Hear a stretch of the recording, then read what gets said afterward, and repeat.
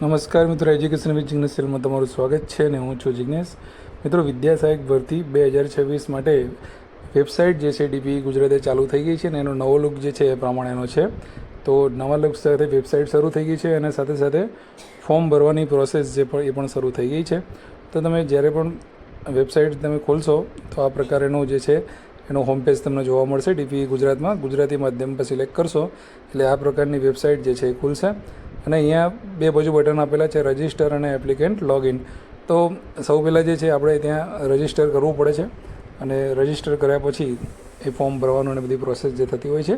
પણ એ પહેલાં હોમ પેજની વાત કરી લઈએ તો અહીંયા આપેલું છે પહેલાં ફોર્મ સાથે જોડવાના આધાર પણ આપેલા છે.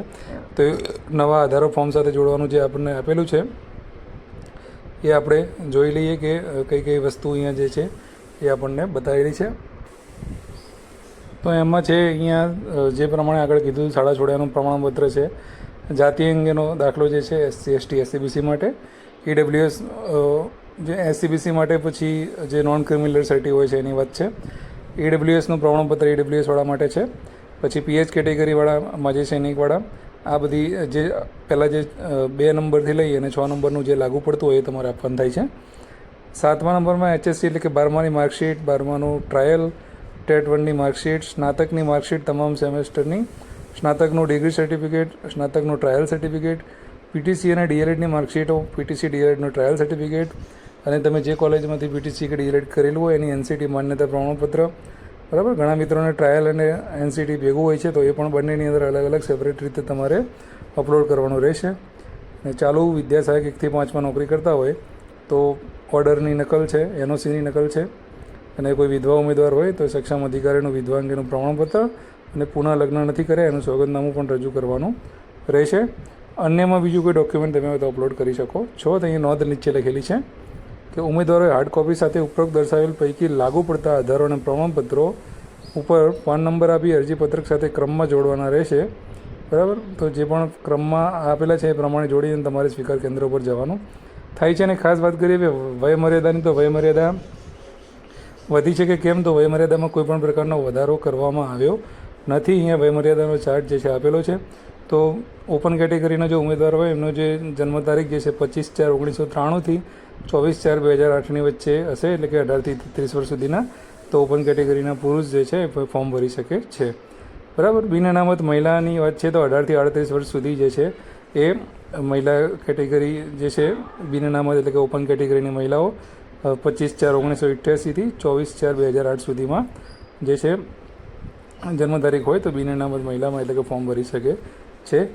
SCBC, SC અને ST અને EWS જે કેટેગરીના જે પુરુષ ઉમેદવારો છે એને 38 વર્ષ સુધીની છૂટછાટ મળવા પાત્ર છે.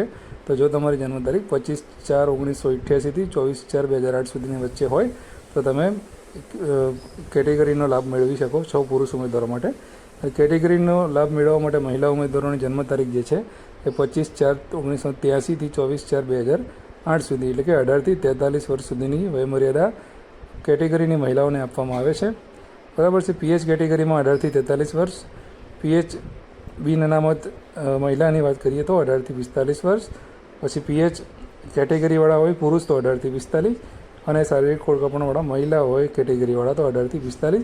એટલે ટૂંકમાં વયમર્યાદા જે છે એની તારીખ જે છે એ 24/4/2026ના રોજ કટ ઓફ લેવામાં આવ્યું છે.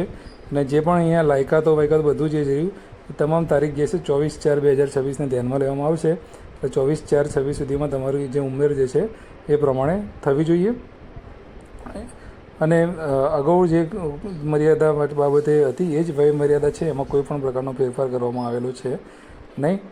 પછી વાત કરીએ કે ટેટની, એટલે કે ઘણા મિત્રોને એ પણ પ્રશ્ન હતો કે ટેટ કઈ જૂની ગણાશે કે નહીં ગણાય, તો એ બાબત પણ અહીંયા ક્લિયર થઈ ગઈ છે કે 2023 અને 25ની જ ટેટ ગણાશે, આગળની કોઈ પણ ટેટ ગણાશે નહીં. જે પ્રમાણેનો ગઈ વખત ઠરાવ થયેલો હતો 2025માં, તો 23 અને 25ની ટેટ 1ના પ્રમાણપત્રો જ ગણાશે, બીજા કોઈ નહીં ગણાય. બરાબર, તો હોમ પેજ ઉપર જે છે એમાં તમે અહીંયા રજિસ્ટર લખેલું છે, રજિસ્ટર ઉપર તમે જાઓ છો તો જે આ પ્રકારનું પેજ ખુલે છે. તો અહીંયા અલગ વસ્તુ પરીક્ષાનો પ્રકાર આપેલો છે. બરાબર છે. રાજ્ય ભરતીનો પ્રકાર જે 1 થી 5 વિદ્યા સહાયક વિષયનો પ્રકાર, એમાં તમામ વિષયનું જે આવે છે ટેટ પાસ કરીને વર્ષ સિલેક્ટ કરવાનો આવે છે, ટેટ નંબર અહીંયા જ્યાં જ્યાં પણ સ્ટાર કરેલો છે બધી જ માહિતી જે છે તમારે ફરજિયાત આની અંદર નાખવાની છે અને પછી રજિસ્ટર તમે કરશો એટલે તમારું લોગિન જે છે થઈ જશે. આપણે ઉમેદવારો માટે અરજીપત્રકને ઓનલાઈન ભરવા માટેની જે સૂચનાઓ જે રહી એ સૂચનાઓ એક પછી એક અભ્યાસ કરીએ એટલે થોડો ખ્યાલ આવશે. તો સૌપ્રથમ તો વિદ્યા સહાયક ભરતી અંગેનું ઓનલાઈન અરજીપત્રક જે છે વેબસાઇટ ડીપી ગુજરાત ઇન પરથી 15/4/26ના રોજ સવારના 12 વાગ્યાથી 24/4/26ના રોજ બપોરના 3 વાગ્યા સુધી જે ભરી શકાશે.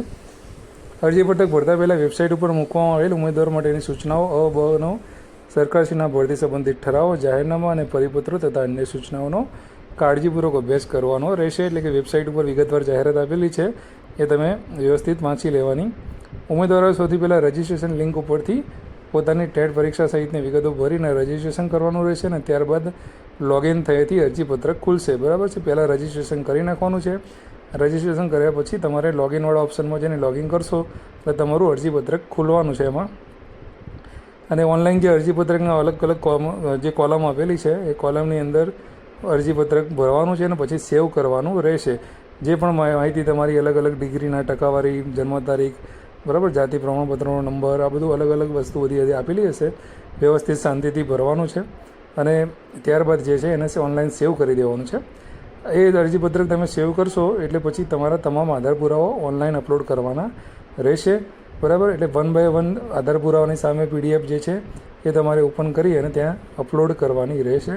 તમામ આધાર પુરાવા તમે અપલોડ કરશો એટલે તમારે અગાઉ વાત કરી હતી તેમ સેમેસ્ટરની કે અલગ અલગ ગુણપત્રક જે બી હોય મર્જ કરીને માર્કશીટ બનાવી દેવાની. બધી માર્કશીટ એક કરીને અપલોડ કરી દેવાની છે. અને આધાર પુરાવો અપલોડ કર્યા પછી અરજીપત્રકની પ્રિન્ટ લેવા માટેનો ઓપ્શન આવશે. પ્રિન્ટ એપ્લિકેશન ફોર્મ એવું ઓપ્શન આવશે તમારા લોગિનની અંદર.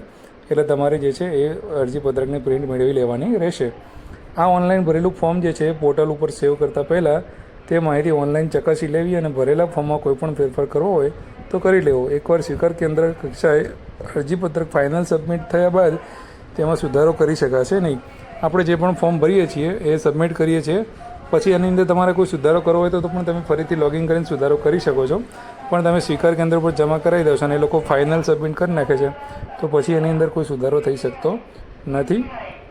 ઓનલાઈન સબમિટ કરેલ લાયકાતના ગુણપત્રો અને પ્રમાણપત્રો અને આનુષંગિક આધાર પુરાવાઓ સાથે અરજીપત્રકની પ્રિન્ટ કરેલી કોપી નક્કી કરેલ સ્વીકાર કેન્દ્રો ઉપર જાહેરાત ક્રમાંક 1/2026 માટે કે 15/4/26થી 24/4/26 રવિવાર અને જાહેર રજા સિવાય રૂબરૂમાં સવારના 11 કલાકથી સાંજે 5 વાગ્યા સુધી જમા કરવામાં આવશે. એટલે કોઈની સાથે મોકલવાનું નથી. તમારું ઉમેદવાર જાતે રૂબરૂમાં જમા કરાવવા જવાનું છે.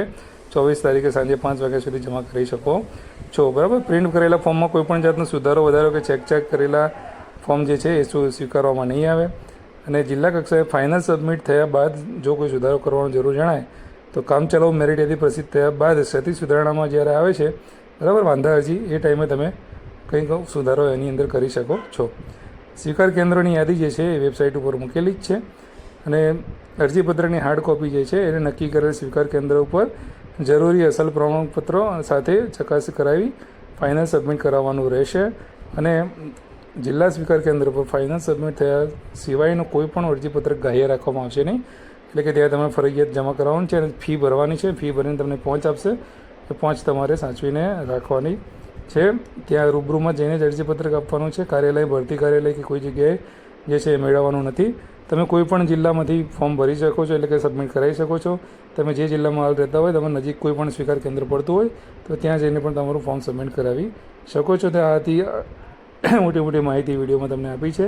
વિગતવાર જે પણ માહિતી સામે આવતી રહેશે આપણે ચેનલ ઉપર વિડીયો બનાવીને તમને આપતા રહીશું. તમારા જે કંઈ પણ પ્રશ્ન હોય તમે કોમેન્ટ બોક્સમાં જરૂરથી જણાવી શકો છો. જય હિન્દ, જય ભારત. Thank you.